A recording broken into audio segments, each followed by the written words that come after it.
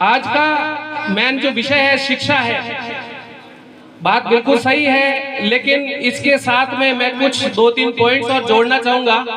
किसी भी समाज का विकास करना है तो शिक्षा के साथ में संस्कार भी चाहिए, धन भी चाहिए और राजनीति भी चाहिए।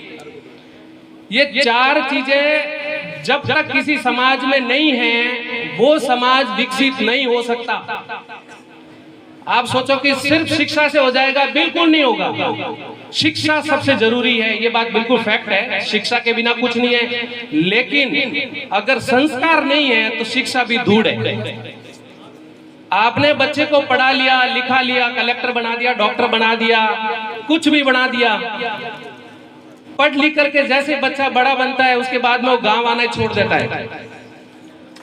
गांव की जमीन से उसका लेना देना बंद हो जाता है। उसके बच्चों से पूछो कि तेरे काकोसा का नाम क्या है, कि मनटाई को नहीं, ठाई तो नहीं, मेरे को पता नहीं है, मारवाड़ी तो दूसरी बात है कि मेरे को नहीं पता कि आपके दादाजी परदादा जी कौन है, कि मेरे को नहीं पता। तो ये शिक्षा किस काम की? अगर आपके अंदर संस्कार नहीं है तो शिक्षा का कोई मतलब नहीं है। रही बात धन की, शिक्षा आज के समय के अंदर इतनी महंगी हो गई है कि धन के बिना अपन आगे नहीं बढ़ सकते। हमारा समाज बहुत सक्षम हो गया है। आज से मैं अगर लगभग 23 या 24 साल पीछे जाऊं, जब मैंने 12वीं क्लास पास करी थी, उस टाइम मैं जानता हूं कि धन की क्या इंपॉर्टेंस थी, पढ़ने के लिए पैसा कितना जरूरी था। आज यहाँ कुछ ही मिनटों के अंदर करोड़ों रुपए इकट्ठे हो रहे हैं, लेकिन 20-25 साल पहले इसी समाज के अंदर बच्चों को बहुत समस्याएं होती थी पढ़ने के लिए, और ये बहुत बड़ा कारण था कि हमारे बच्चे आगे नहीं पढ़ पा रहे थे। लेकिन गुरुदेव का आशीर्वाद, खेताराम जी महाराज की कृपा से आज हमारा समाज धन के कारण किसी भी बच्चे को पीछे नहीं रहने दे रहा है। ये बहुत बड़ी बात है।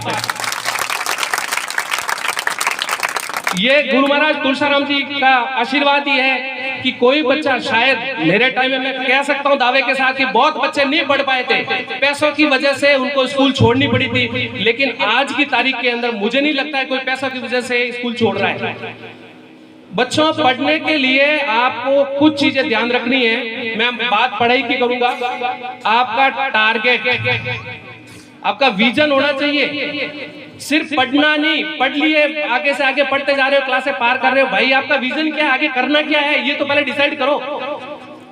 जब तक आपका विजन नहीं है तब तक आप टारगेट को अचीव नहीं कर पाओगे। तो सबसे पहला काम है आपको एक टारगेट डिसाइड करना है।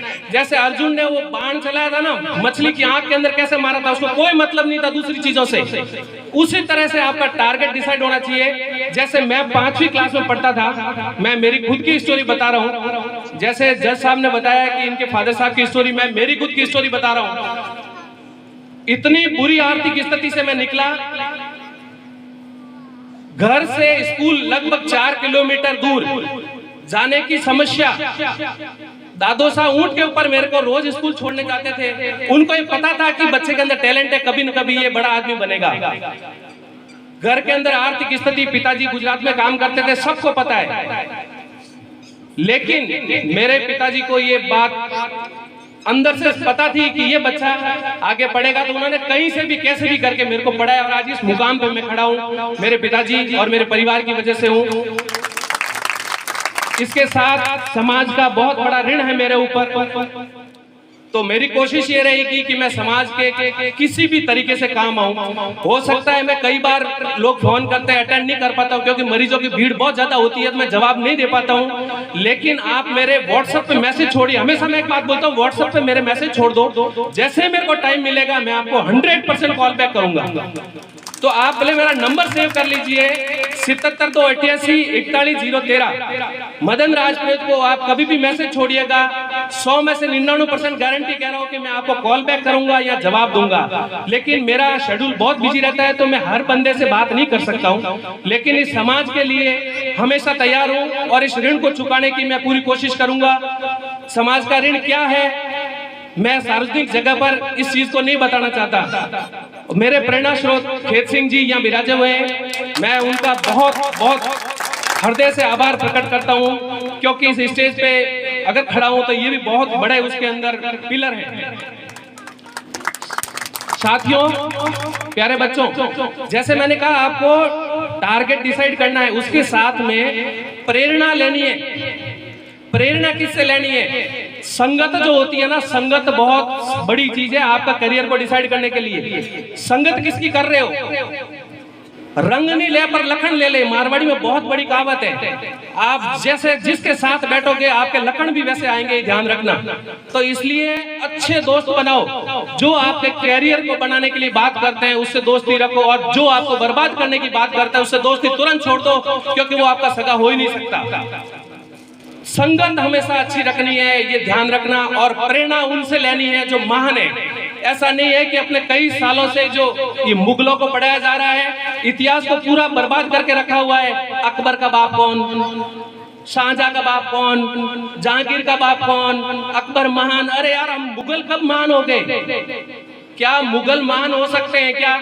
जिन्होंने हजारों मंदिर तोड़ दिए, जिन्होंने कत्ले आम मचाया, बहन बेटियों की इज्जत खराब की, उनको महान बता रहे हो आप? महान है पृथ्वीराज जी, महान है शिवाजी, महान है हमारे खेताराम जी महाराज, भगवान श्री राम जी मर्यादा पुरुषोत्तम, भगवान श्री कृष्ण। तो आप प्रेरणा उनसे लीजिए जिन्होंने सनातन धर्म के लिए कुछ काम किया है। जिन्होंने सनातन को बर्बाद किया है उनको प्रेरणा लेने की कोई जरूरत नहीं है, और अकबर को कोई महान कहने की जरूरत नहीं है। वो लुटेरा था, उसने भारत को बदनाम किया, बर्बाद किया।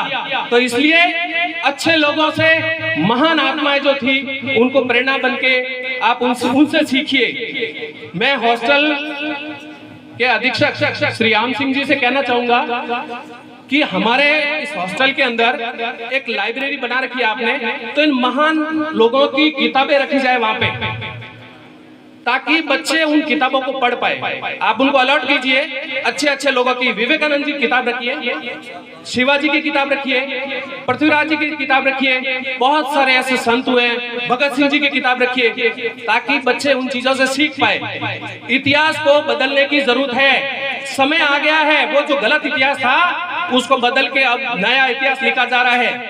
तो कृपा करके आप इस पुस्तकालय के अंदर अच्छी सी किताबें सिलेक्शन, आपको ज्यादा पता है, मैं तो मेडिकल साइंस का स्टूडेंट हूं, मैंने जिंदगी भर साइंस पढ़ी है, लेकिन मुझे इतना पता है कि सनातन के ऊपर साइंस भी नहीं है।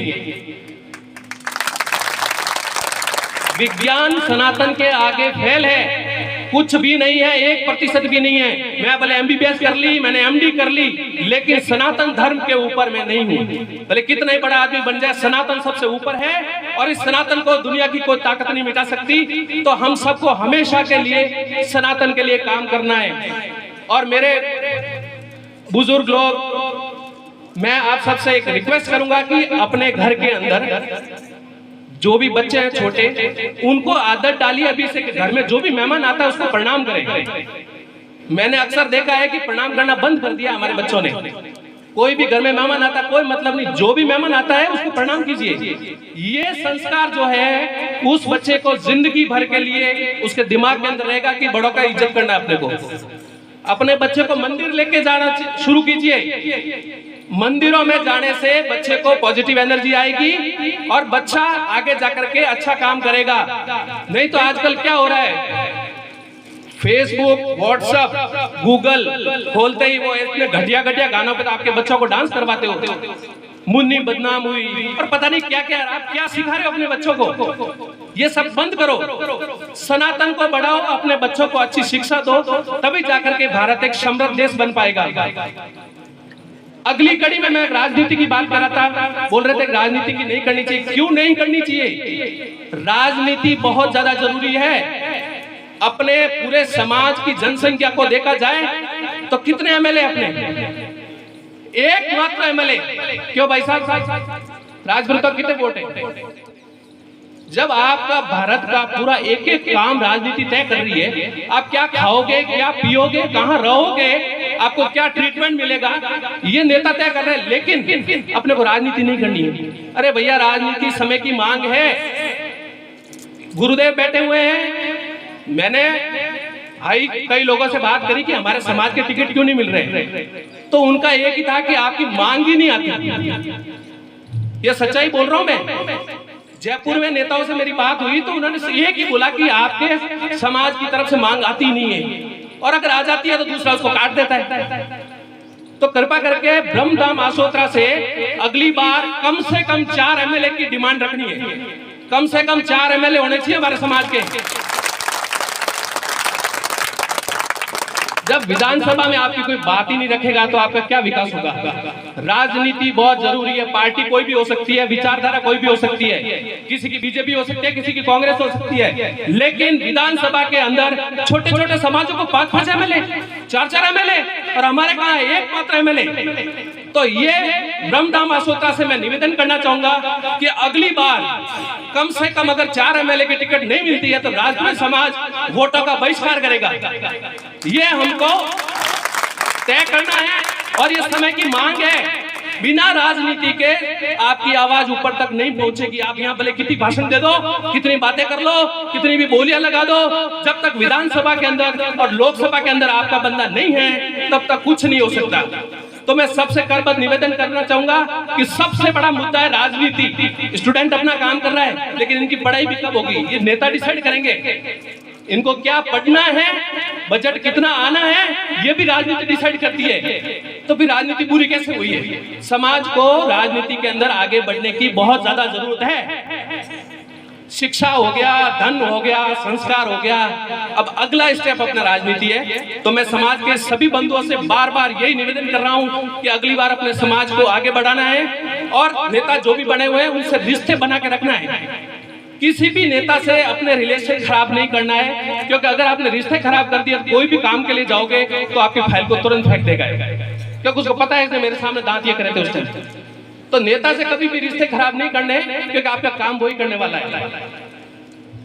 अगली कड़ी के अंदर पुस्तकालय की जो मैंने बात करी, और मैं सबसे ये निवेदन करूंगा कि दोबारा कैसी किताबें रखी जाए, मेरी बहुत बड़ी हार्दिक इच्छा है। तो इस कड़ी के अंदर मैं एक छोटा सा समर्पण करना चाहता हूं। 1,51,000 रुपए रतन सिंह जी, मंगल सिंह जी इंद्राना की तरफ से हॉस्टल को समर्पित, और उसमें सबसे पहला मेरा मुद्दा रहेगा कि मेरी जो रकम है वो पुस्तकालय के अंदर लगाई जाए, ताकि बच्चे उन किताबों को पढ़ सके, उन महान आत्माओं के बारे में पढ़ सके। धन्यवाद। बहुत बहुत धन्यवाद सर। आपने शिक्षा, संस्कार और राजनीति का समन्वय बताते हुए अपनी बात को रखा और युवाओं को मोटिवेट किया, और उसके साथ में इसी को चरितार्थ भी कर दिया आपने पुस्तकालय के अंदर अपनी राशि भेंट करके। एक बार पुनः छात्रावास समिति की तरफ से आपका हार्दिक स्वागत एवं अभिनंदन।